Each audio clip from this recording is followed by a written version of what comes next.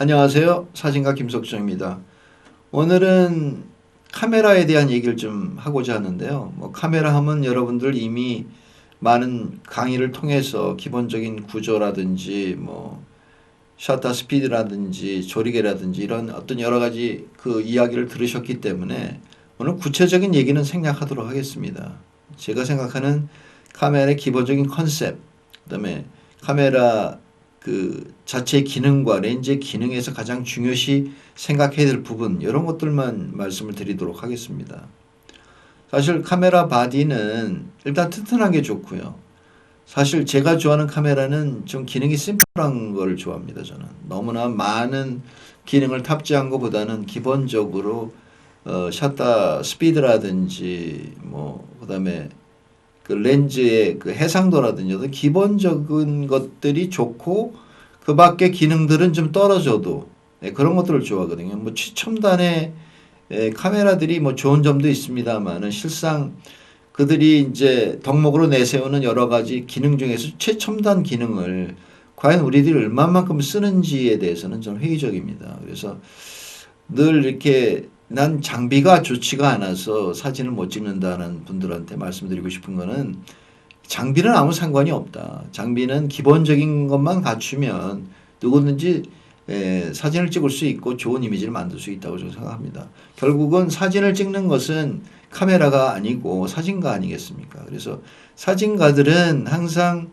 카메라를 이렇게 카메라에 너무 의존하면 안 돼요. 카메라는 내가 최종적인 결정을 내렸을 때 그냥 누르는 하나의 그 물체일 뿐이에요. 그걸 갖다가 카메라에 너무 애지중지하고 카메라가 최첨단이 나오면 다시 그걸 바꾸고 하는데 물론 이제 카메라 회사에서 제 얘기를 들으면 별로 좋아할 얘기는 아닙니다만은 카메라를 그때 그렇게 계속 이렇게 바꿔가면서 최첨단으로 할 필요가 있을까 하는 생각이 들어요. 그래서 다만 카메라는 자기 생각의 끝에서 자기 작업을 수행하는 하나의 꼭지점일 뿐이에요. 그래서 항상 몸통은 자기 생각과 자기 사진가라는 생각을 늘 하셔야 됩니다. 자, 카메라 바디에서 가장 중요한 부분은 사실 두 가지인데 하나는 셔터 시스템, 또 하나는 그 드론 이미지를 저장하는 시스템 이렇게 두 가지로 보면 됩니다. 그래서 저장하는 것은 요새 CCD 그에서 이제 빛을 받아들여 가지고 이제 빛을 전기 기호로 바꾸는 그런 장치인데 요즘 그 정도는 누구든지 사용할 수 있을 만큼 그 카메라 기능이 향상돼 있고 그 부분에 대해서는 제가 별로 말씀드릴 건 없고요. 물론 이미지 파일을 크게 찍을 수 있는 부분에 있어서는 이제 확대하거나 그럴 경우에는 아무래도 좀 화소수가 높은 그런 카메라가 선호가 되겠죠. 그렇지만 제가 어느 정도 레벨이 되면 사실 큰 차이는 없다고 봅니다. 여러분들이 보시면 알겠지만 제가 지금 사용하고 있는 이 카메라가 좀 후진 카메라예요. 니콘의 D700 지금 단종된 건데 저는 이거 수년째 이걸 쓰고 있거든요. 근데 별로 크게 부족한 걸 모릅니다. 다중 노출도 되고 물론 지금 D810이나 D810S 같이 이렇게 좋은 것들이 많이 나온 걸로 알고 있습니다. 물론 그것이 이렇게 그 픽셀도 좋고 하여튼 파일도 크고 해서 좀 더 큰 사진을 뽑는 데 유리하다는 걸 알고 있지만은 사실상 제가 작업할 때는 전 이걸로 만족합니다. 그래서 물론 여유가 있으면은 좋은 카메라를 쓸 수 있겠죠. 근데 많은 사진가들 중에서 그 적지 않은 분들이 그런 생각들을 하더라고요. 내가 카메라 장비가 안 좋아서 내가 사진을 못 찍었다. 내가 좋은 카메라가 있으면 더 좋은 사진을 찍을 수 있을 것이다. 이렇게 생각을 해서 그렇게들 좋은 카메라를 많이 찾는데 그렇게 생각하실 필요 없어요. 그냥 갖고 계신 자기한테 맞는 카메라를 가지고 편안하게 찍으시면 돼요. 이제 셔터 스피드에 대한 얘기는 다 아시겠지만은 셔터 스피드는 사물의 운동감하고 관계가 있고요. 내가 운동감을 어떻게 표현하느냐에 따라서 저속으로 끊을 수도 있고 고속으로 끊을 수도 있습니다. 그래서 그거에 대해서는 되게 딱히 말씀을 안 드려도 되고요.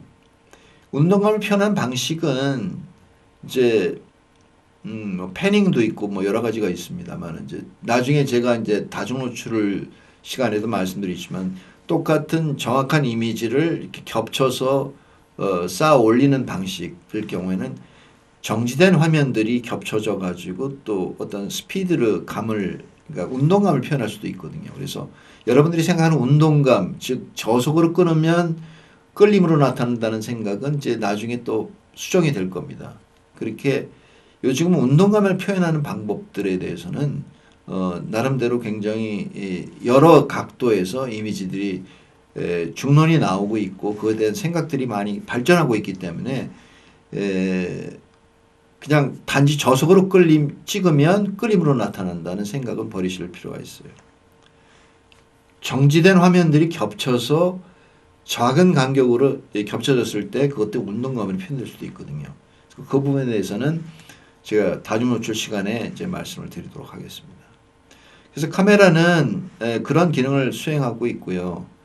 카메라에서 중요한 건 뭐냐면은 튼튼한 바디입니다. 저는 바디 자체가 좀 튼튼한 걸 좋아해요. 여러 가지 기능을 탑재하기보다는 튼튼한 바디를 가지고 있는 카메라가 낫다. 그리고 렌즈는 뭐 현란한 기능이 없어도 일단은 렌즈 자체의 해상도나 어떤 뭐 정확하게 조리개 수치를 나타내는 그런 구멍을 갖고 있느냐. 어떤 카메라는 렌즈는요, 그 렌즈 구멍을 세팅을 했는데 정확하게 그 노출이 안 맞는 것도 있어요. 그래서 그런 걸 잘 보셔야 되고요. 카메라는 그렇습니다. 그래서 카메라는 너무 애지중지하실 필요가 없어요. 그런 얘기하면은 제가 무슨 저런 사진가가 다 있나 하는데 사실 카메라는 그죠 먼지 좀 털어주고 습기만 이렇게 잘 관리해주면 카메라는 잘 갑니다. 물론 이제 이런 것이 이제 바닷가에 무슨 소금물에 이렇게 적셔진다든지 그러면 이제 치명적으로 버리는 거긴 하지만 보통 이렇게 물 맞고 그러면 바로바로 닦아주면 되고 먼지가 좀 끼면 그냥 이렇게 이런 걸로 이렇게 뿌려서 그냥 이렇게 먼지 털어주면 되고 그래서 너무 애중지하지 말라는 뜻이 뭐냐면은 카메라에 너무 빠지지 말라는 뜻이에요. 카메라에 너무 빠지게 되면은 실상 카메라에 이제 너무 빠지게 되면은 실상 사진을 찍는 거에 소홀하게 되는 거죠. 예. 그런 거 아닙니까? 그럼 한국분들이 뭐 장비에 좀 연연하는 부분이 많은데 이게 장비에 너무 연연하면은 어떻게 되냐면은 자기가 찍을 대상에 대한 생각을 덜 하게 되는 거죠. 그래서 카메라는 적당하게 이렇게 사랑해 주면 돼요. 너무 애지중지로 하면은 이 카메라가 본인한테 나중에 배신을 때립니다. 마치 우리가 설렁설렁 키운 자식이 더 효자가 되고 너무 애지중지 키워가지고 다 그냥 그 응석바지를 다 받아준 자식들은 부모를 나중에 나몰라라 하는 경우 많지 않습니까? 그럼 마찬가지예요. 이 카메라도 그런 것 같아요. 그러니까 자기가 애정을 보이긴 해도 그거에 대해서 너무 얽매이게 되면 이 장비에 대한 생각에 너무 잡혀가지고 좋은 사진을 찍을 생각을 못 하는 거죠. 이 카메라가 이게 어떻게 잘못되지 않을까. 이거 가져가서 어디 부딪히면 큰일 나지 않을까. 뭐 이런 수시로 닦아주고 뭐 먼지 털어주고 그런 건 좋습니다만은 사진을 찍을 때는 항상 자유롭게 그 상태 자기 서야 되거든요. 근데 카메라를 너무 아끼다 보면은 아까워서 어떻게 찍겠습니까? 그래서 저는 카메라는 편안한 자기의 일부가 돼야 돼요. 그러려면은 그죠? 뭐 적당한 관리를 해줘야지 너무 애지중지하고 그렇게 되면은 정작 사진을 찍을 때 대상이 집중할 수 없다는 거. 그 말씀을 드리고 싶어요. 그리고 이 카메라에 너무 빠지게 되면 사진가가 되는 게 아니고 카메라 광이 되기가 쉽거든요. 그래서 카메라 모으는데 이렇게 아주 너무 열중하게 되는데 물론 카메라가 많으면 좋겠죠. 하지만 카메라는 자기가 사랑하는 대상은 되지만은 그 자기의 사랑을 바칠 최고의 어떤 그 대상이 될 수는 없다. 이제 그 말씀을 드리고 싶습니다.